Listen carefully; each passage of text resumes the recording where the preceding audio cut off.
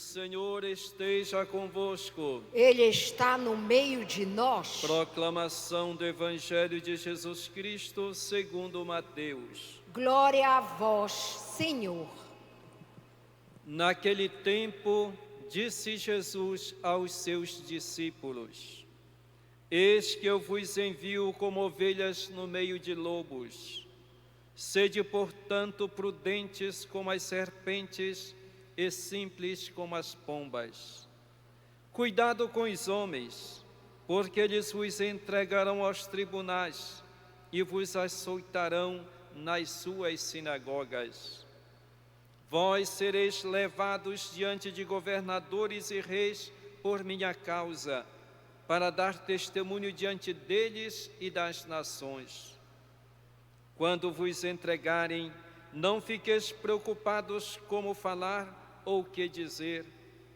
Então, naquele momento, vos será indicado o que deveis dizer.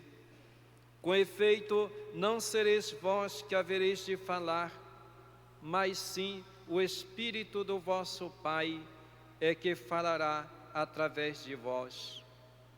O irmão entregará à morte o próprio irmão. O pai entregará o filho. Os filhos se levantarão contra seus pais e os matarão. Vós sereis odiados por todos por causa do meu nome, mas quem perseverar até o fim, esse será salvo. Quando vos perseguirem numa cidade, fugi para outra. Em verdade vos digo, vós não acabareis de percorrer as cidades de Israel antes que venha o Filho do Homem. Palavra da salvação. Glória a vós, Senhor.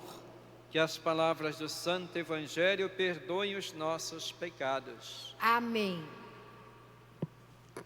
Caríssimos irmãos e irmãs, já faltam menos de 100 dias para a celebração da grande festa em honra de Nossa Senhora de Nazaré, o Círio.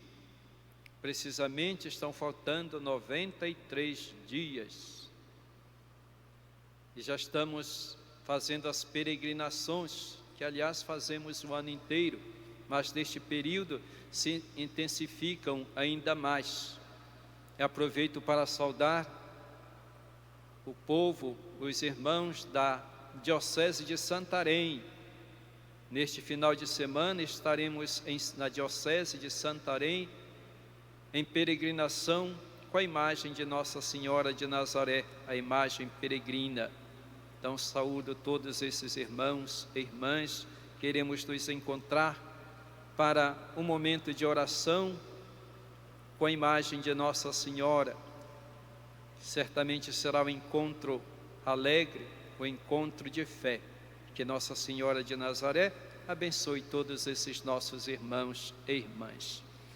Nestes dias nós estamos lendo e refletindo sobre a história de José. José que foi vendido pelos seus irmãos ao Egito. José foi vendido pelos irmãos por inveja. E José, sendo uma pessoa sábia, uma pessoa temente a Deus, prosperou e se tornou administrador da casa de Faraó. Tudo aquilo que precisavam, que iam até o Faraó, ele dizia, vão até José. José, portanto, se tornou importante administrador do Faraó. E quando abateu-se uma grande fome sobre aquela região, os irmãos de José foram até lá comprar trigo. Eles não reconheceram José, mas José os reconheceu. José os atendeu, colocou-os à prova. E depois se fez reconhecer por eles. E eles ficaram com medo, pensando que talvez José fosse vingar-se deles. Mas ao contrário, José não se vingou, José os acolheu, José os perdoou. E José viu nisso, nessa sua venda para o Egito, uma providência divina, para que ele pudesse depois ajudar seus próprios irmãos. E hoje nós vimos neste trecho que nós ouvimos que toda a família de José foi morar no Egito, o seu pai com todos os seus familiares e descendentes. O encontro feliz com o seu pai. E José assim nos ensina que é preciso confiar em Deus. Quem procura agir conforme a vontade de Deus não será decepcionado. E que nós devemos ver em todas as coisas a mão de Deus. Como nós dizemos, o provérbio, Deus escreve certo por linhas tortas. Nós, humanos, às vezes erramos, seguimos um outro caminho, mas Deus, que é Pai, Deus que é bom, sempre procura dar um jeito para nos colocar na estrada certa. E no caso de José, Deus abençoou José e ele se tornou instrumento de bem para os seus irmãos. Portanto, nós devemos agir sempre desse modo, com perdão, com misericórdia, com amor, temendo a Deus, e assim nós nos tornamos instrumentos de bem para as pessoas. José, de um certo modo, prefigura o próprio Cristo, que foi entregue por inveja. O Evangelho diz que Jesus foi entregue por inveja. Jesus morreu pelos seus irmãos, Jesus entregou-se e por ele nós obtemos a vida, a salvação. A morte de Cristo, na sua morte nós temos o perdão dos nossos pecados e temos a vida. José foi vendido pelos seus irmãos, Jesus também foi vendido por um dos seus discípulos. Pois bem, nós devemos então agradecer a Cristo pela sua entrega, pela sua misericórdia para conosco. Jesus também nos perdoou, lá do alto da cruz. Pai, perdoa-lhes porque eles não sabem o que fazem. Jesus perdoou aqueles que o crucificaram. E tudo isso nos convida a termos as mesmas atitudes de Cristo, de perdão, porque assim nós nos tornamos verdadeiros discípulos seus. Jesus enviou os seus discípulos, como nós ouvimos neste Evangelho, dizendo: eu vos envio como ovelhas no meio de lobos. Sede, portanto, prudentes como as serpentes e simples como as pombas. Jesus não enganou os seus discípulos. Jesus era uma pessoa realista, concreta, verdadeira. Aquilo que aconteceu com ele anunciou o Evangelho, anunciou a verdade, denunciou o mal, o pecado, convidou à conversão, e isso desagradou a muitas pessoas. Por isso, ele foi morto. E ele disse: assim como fizeram comigo, farão também com vocês. Então, os discípulos de Jesus devem ter a consciência de que anunciar o Evangelho não é uma tarefa fácil. Irão encontrar as pessoas que se decidirem por ele, dificuldades, contrariedades, perseguições. Mas ele disse então: sejam, portanto, prudentes como as serpentes. Jesus não disse que nós devemos ser como as serpentes, devemos ser prudentes como as serpentes. O que quer dizer ser prudente? É saber a hora certa de agir, agir com prudência, agir com discernimento. Santo Antônio Maria Zacarias diz que o verdadeiro reformador, aquele que anuncia o Evangelho, deve ser uma pessoa prudente, isto é, que não seja nem precipitado, nem tardio no agir. Deve fazer o certo na hora certa. Quer dizer que a gente não vai ser ingênuo, não vamos nos entregar aos inimigos. Por isso ele diz nesse mesmo evangelho: quando vos perseguirem numa cidade, fugir para outra. Fugir para outra. Não fiquem aí, como a gente diz às vezes, não fiquem de bobeira, mas procurem ser prudentes, ajam com sabedoria, na hora certa. E diz também: sede simples como as pombas, a simplicidade, a humildade.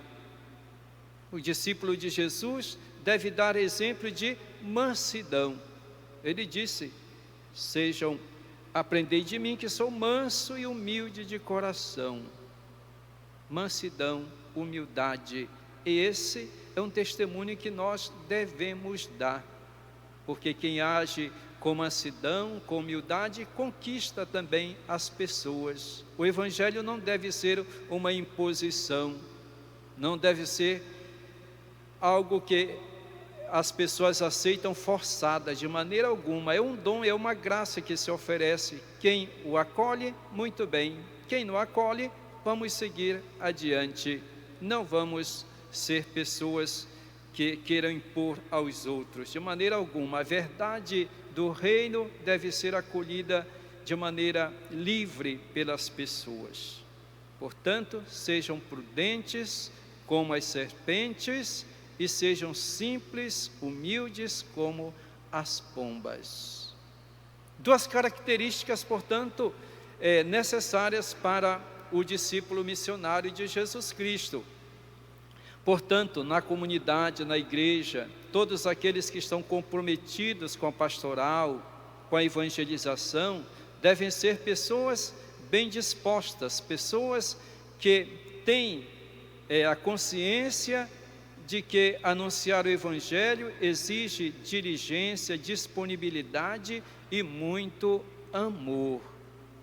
Não podemos ter outras características, porque às vezes na vida comunitária nós encontramos pessoas que têm outras características. Eu digo, não prudentes como a serpente, mas e nem simples como as pombas. Às vezes tem pessoas na comunidade que trabalham, às vezes são pessoas lentas, às vezes são pessoas que nós precisamos estar chamando, conversando, mas nem sempre aceitam.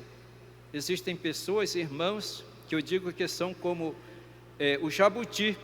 Sabe o que faz o jabuti? Ele está ali andando devagarzinho, quando a gente toca nele, o que é que ele faz?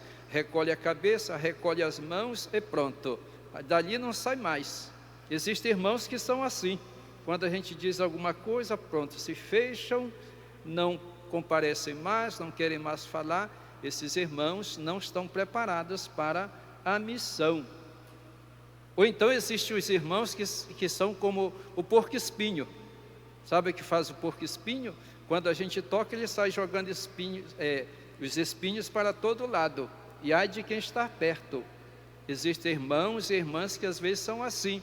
Trabalham, mas ai quando se diz alguma coisa, se faz alguma observação, sai jogando pedra para todos os lados.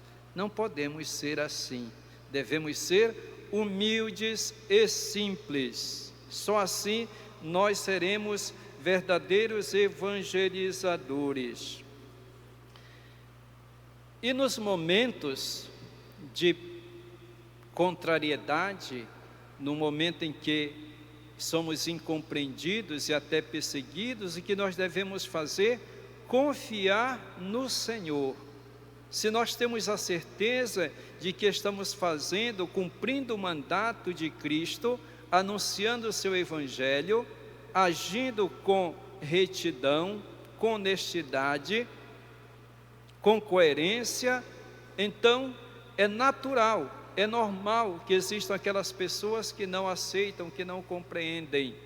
Então nós devemos colocar a nossa confiança no Senhor, sabendo que Ele cuida de nós, que Ele não abandona aqueles que lhe são fiéis, que o Espírito Santo conduz a sua igreja, que o Espírito Santo conduz o discípulo fiel de Jesus Cristo. Portanto, confiança em Deus. não podemos desanimar diante das perseguições. São normais que elas aconteçam. Jesus diz que até no seio da própria família vão surgir perseguições. E como nós podemos experimentar no meio da própria família, quantas pessoas desafiam, quantas pessoas são contrárias ao nosso compromisso na igreja, colocam diversas barreiras. E nós, que devemos fazer?